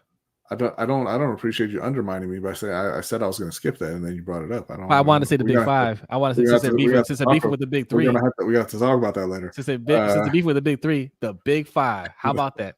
You never heard Lemon Pepper Lou? You never heard that name? That's who called? I think that was Shannon Sharp that gave him that name, Lemon Pepper Lou. Right? He heard Lemon Pepper Lou. He's typing through the tears right now. He's just trying to keep it going. He's keeping them fingers moving. That's all. I read that the Clippers were out already. But I don't know exactly how they are out since it's. Well, I mean, I guess it's 4 games. So yeah, no, they're out. Never mind. So here's the beauty of the in-season tournament, right? Okay, they've been eliminated, right? But they still got to play because it's still a regular season game. Yeah, and because nobody's talking about them being a championship team. they gotta win some of these early games. They don't want to get in a hole and think they're gonna climb their way out. They still got to take it seriously. I think that's the beauty of having an in-season tournament and having it count towards the regular season. Even the teams that are, especially if you're not really you're on the border of being a playoff caliber team or playoff team, you still have to play hard. Like I said before, these early games count for those teams that aren't that great, right? Yeah. They matter more because the championship level teams don't start to ramp it up until the second half, right? Or closer to the second half. So you've been eliminated. Okay, it sucks, but we still got to go out there and get those wins. So they can still play spoiler to other teams, right? Yeah. And in group play, because they're taking this from soccer, point differential matters. So the bigger the lead that you have, the better it is. Because I think who was it? Embiid. I think they were mad at Embiid the other day for running up the score. He's like, no, my friend. This matters. Yeah. I'm gonna get these buckets. And listen, I love that. I'm not a huge Embiid fan, but I love that. I want to see the players taking it seriously because I think he could be a huge boost for the NBA in the early part of the season. If you get the players to buy in and really take it seriously, the fans are going to take it seriously. And when I say it, I'm talking about the Russell Cup Classic.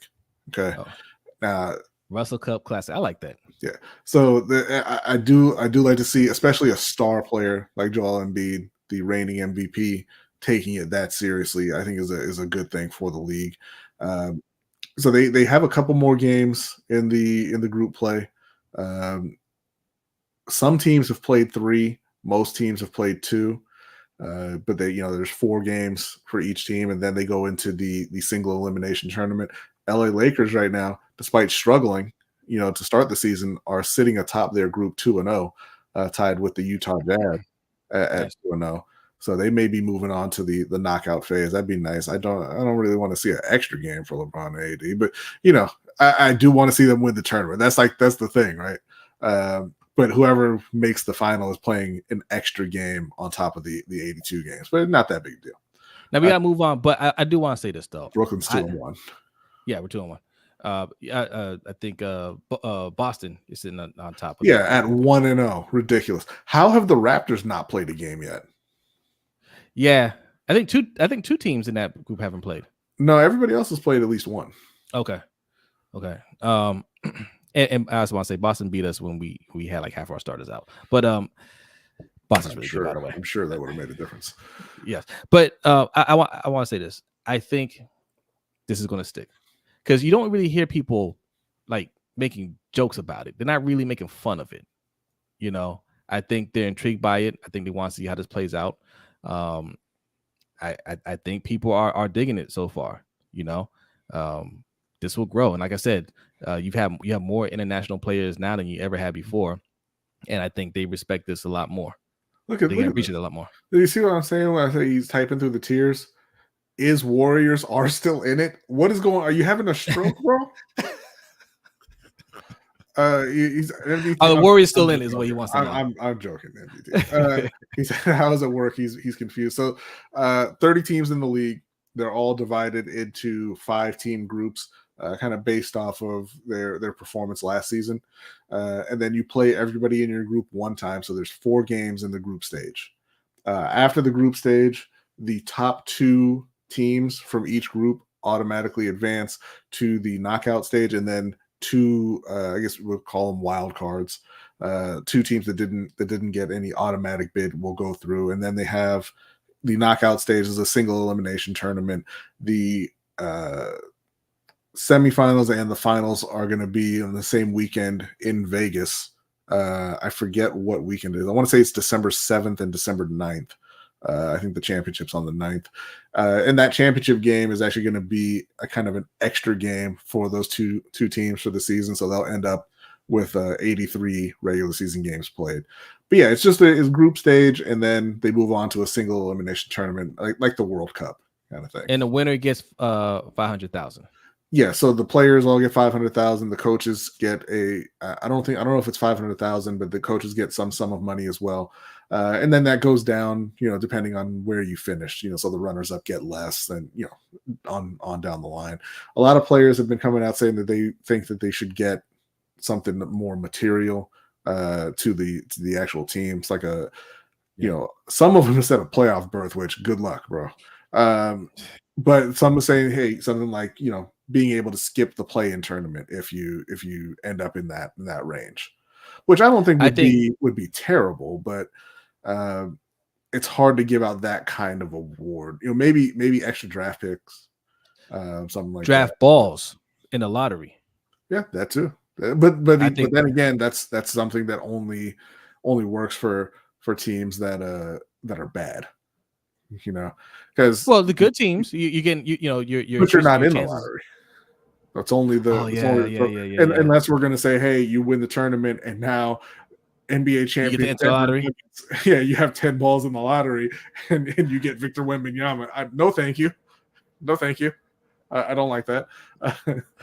I like extra draft picks. Okay. Yeah. Okay. All right. Like some compensatory picks. Moving on. All right. All right. We don't have much time left. We'll do a quick combat corner. There's a fight tomorrow. Watch it. All right. Now on to the week 11 predictions. Shakur Stevenson versus Edwin De Los Santos. This is for the 135. What do they call it? Lightweight. Yeah. Wait. I don't know which alphabet it is, but this is not a like Edwin De Los Santos. Not a bad fighter, I guess, but he's 16-0. Or I'm sorry, 16-1.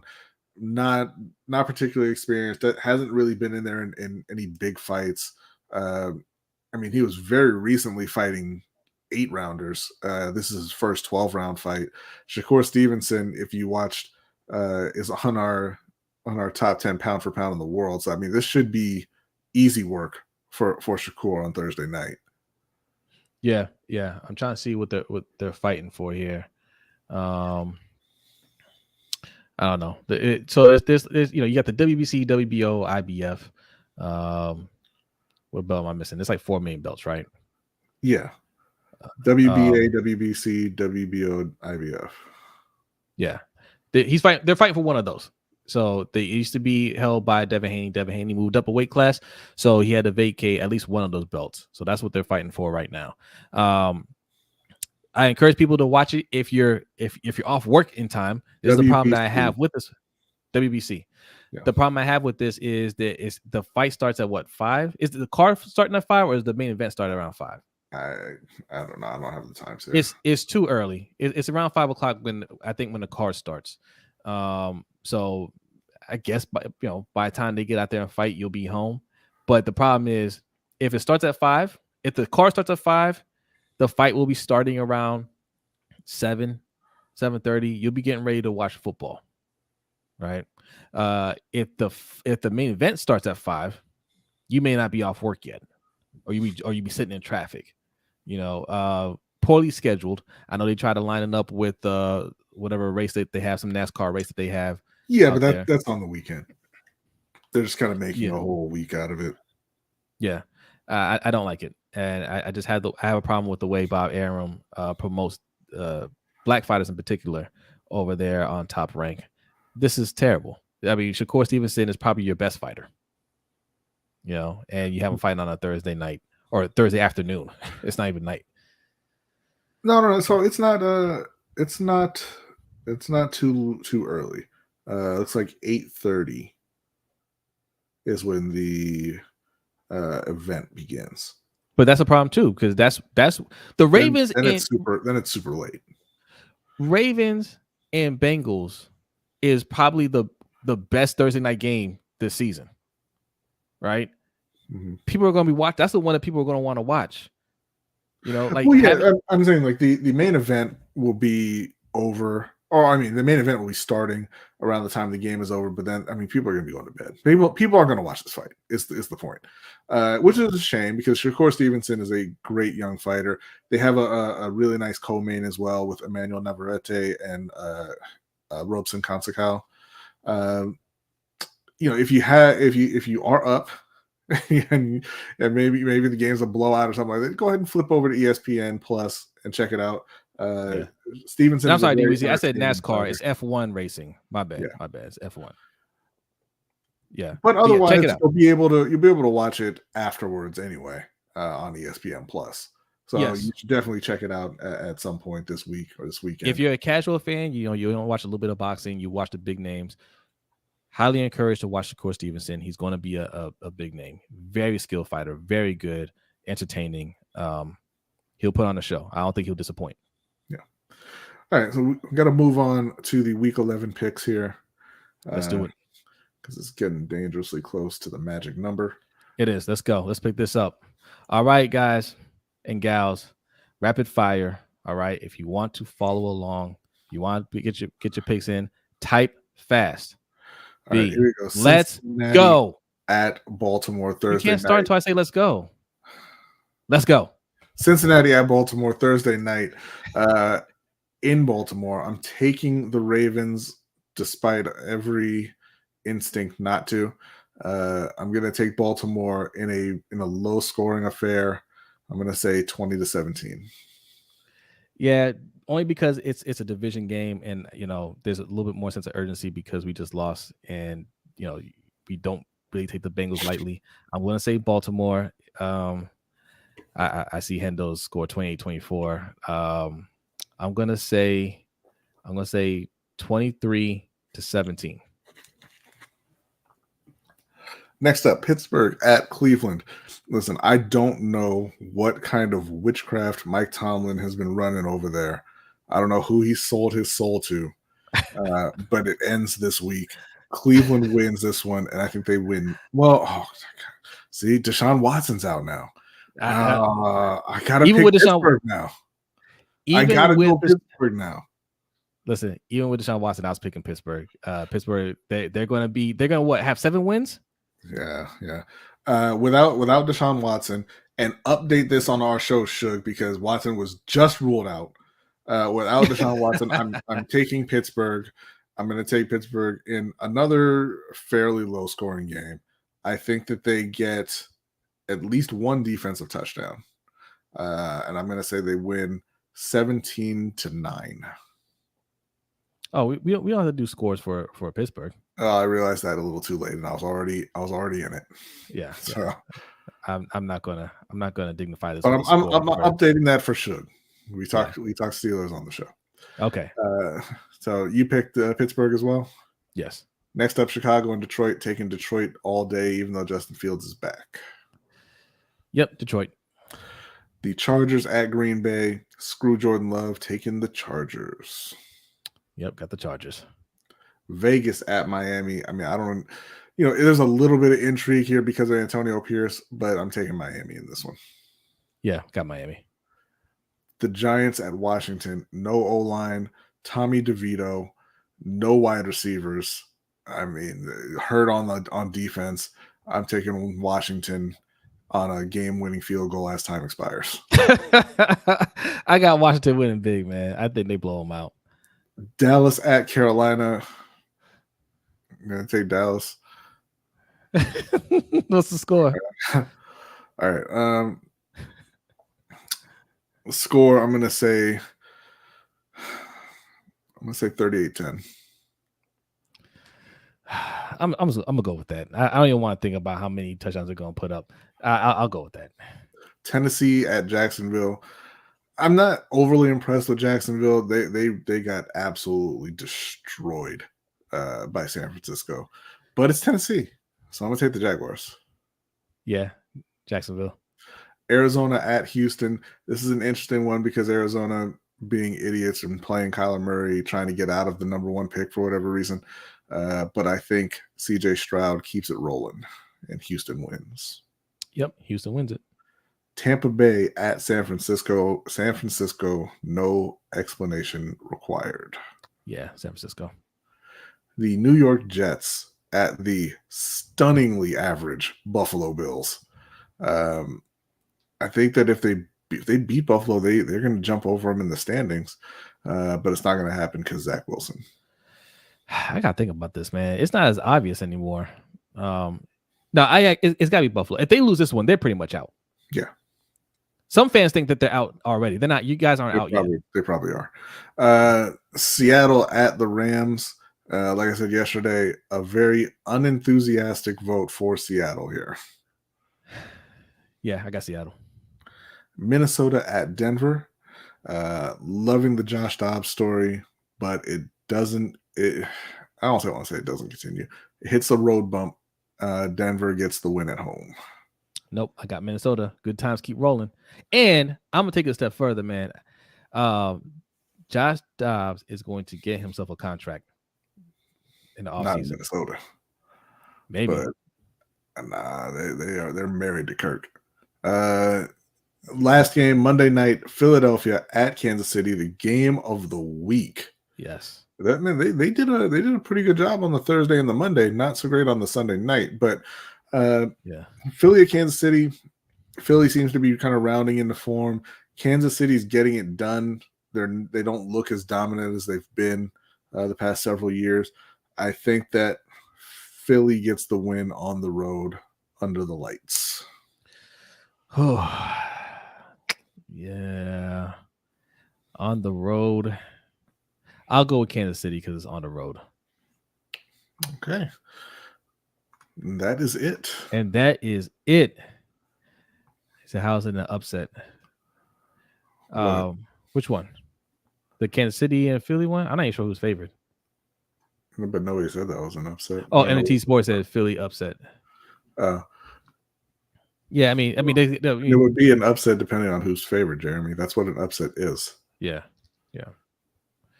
It's not who Jeremy thinks is better. Right. Okay. All right, we got to move this along. Trivia time. Let's do it. Trivia time, and then let's get out of here. My favorite time. Before you put trivia time up, look, man, we got to let the people know how they can support the show. Got all excited for trivia time, and then you're like, no trivia time. We still got 50 people watching. Oh, you got people watching on Facebook and Twitch. Listen, if you're new here, hit that subscribe button. Hit that like button. Just Aloe is like trivia Caleb. He said he just woke up. All right. But listen, patreon.com/LBHTShow. Okay. We have some goals that we're trying to hit. First goal we're trying to hit is 2,000 subscribers. Okay. We are slowly creeping up every week. We really appreciate the support. If you want to support the show monetarily, patreon.com/LBHTShow is the best way to do it. Or you want to buy some merch, okay? LBHTShow.com/shop is the way to do that. I think you guys know by now that the money that you donate to the show, we put right back into the show. And going to be getting an Apple VR headset. $3,500 by January. Let's get it done. Let's do it. But look, as little as $5 a month, we have some other tiers as well. But go over there and check it out. That is where you can find the Overtime Show. I want to say award winning. I feel like we should win an award for this show. It's a lot of fun. But this is what we're going to be talking about on the Overtime Show. Fights in sports. Okay, that's the latest one. That's what sparked this conversation. What are some of the more memorable fights that you can think of? We're going to discuss that in the Overtime Show. All right. Yes. Okay. Trivia time. Let's do it. But to get you in the mood for talking about some of the more memorable fights in the history of sports, our trivia time is going to be inspired by Draymond Green. I think we all know who has the longest suspension of all time in the NBA, because it was, in fact, Meta World Peace before he found the peaceful way of life. Back when he was Ron Artest and he was hopping into the stands to beat on the wrong fan. He was suspended 86 games. Jeez. The question that I have for you is, who had the second longest suspension in NBA history? And this goes back a little ways, but it's pretty memorable to people who were watching basketball at the time. I was going to say Tyreek Evans. Well, his was, I believe, I'm not really. Was his a ban? Yeah, and I think they called it. I think they called it indefinite. Yeah. I have an idea. Well, Okay, let's see what you guys think. Okay. Okay, I see. Yeah, that's what I was thinking. Uh, no, look, NDT Sports. We said the second longest. Ron Aretes. Who did he put? He said Ron Artest. Ron Artest has the No, he said Ron Aretes. Oh, I okay. don't know who that is. All right, Ron Artest, I guess. All right. Do you see the right answer in the chat? I do see the right answer in the chat. Okay, that's what I was thinking too. Do we have 3 right answers? No. Okay, that's not who I was thinking then. All right, listen, this is for points. We didn't even discuss, if you're new here, what points means. Points equals prizes. All right, we do prizes at the end of each month. All right, 2 prizes. One for the person with most points. The second with we do a drawing for anybody that has at least 1,000 points. All right, how do you get points? Doing what you're doing right now, being involved in the chat, or just watching the show. That will get you points. Donating get you a lot of points. Sign up for our newsletter. Go over to LBHTShow.com and sign up over there. Just put in your email and let us know. DM us or whatever, and let us know that you signed up, and we'll get you your 1,000 points. Easy peasy. Sign up for patreon.com/LBHTShow is another way that gets you points. So all kinds of ways to rack up points, and those lead to prizes. We do that every month. And we do have 3 correct answers in the chat. It was, of course, the world famous. Wait, actually, hold on. Let me scroll up here. And it was shocking to me at the time because this is one of my favorite players from NBA Live 95.